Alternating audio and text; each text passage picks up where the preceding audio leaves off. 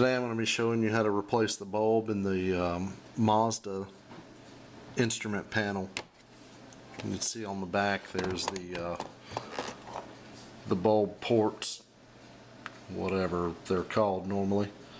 And I've removed one, and I went to the hardware or to the parts store, and they are impossible to find. It shows up as a Toshiba. See if we can get a zoom on that. Whatever, you can't see it. It's a Toshiba V-2, and that is the holder for the bulb. The bulb is going to wind up being a 2721, which you can buy at the auto parts store, and it's a smaller bulb. Here it is, right there.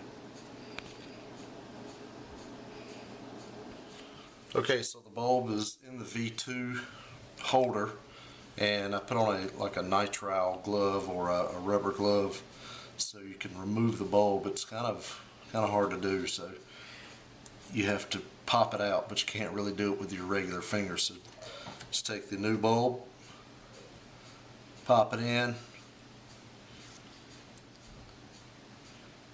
and you're ready to go. There you go. Thanks.